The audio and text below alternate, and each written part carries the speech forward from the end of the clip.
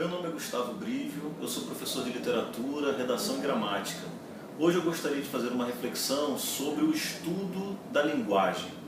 Mais especificamente, focar a reflexão sobre a distinção entre as gramáticas normativa e descritiva. Durante a nossa vida escolar, a gente sempre ouve falar da tal gramática. Contudo, essa gramática da qual a gente ouve falar ao longo de todo o nosso processo de escolarização é apenas um tipo de gramática, que é a gramática normativa, aquela que institui normas e que prescreve, portanto, o que seria conhecido como bom falar ou o escrever corretamente. Contudo, essa gramática não é a única que existe em língua portuguesa ou em outras línguas. A gente também tem uma perspectiva diferenciada de estudar a linguagem. E essa perspectiva diferenciada começou a se construir a partir do momento em que a gente teve uma concepção de gramática descritiva, ou seja, de uma gramática que seria construída a partir da real observação de como os falantes e os escritores utilizavam, por exemplo, a língua portuguesa no seu dia a dia, no seu cotidiano. A partir desse momento, portanto, a gente não mais institui normas que devem ser seguidas. A gente tão somente observa como os nossos falantes, os nossos ouvintes utilizam essas normas.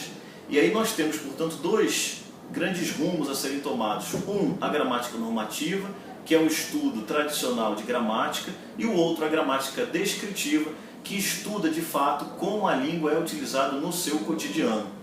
Essa reflexão, que parece, em primeiro momento, um tanto quanto assim pueril, se reveste de uma importância decisiva quando a gente pensa linguisticamente sobre a utilização da língua portuguesa. Por que eu digo isso, que se reveste de uma importância decisiva?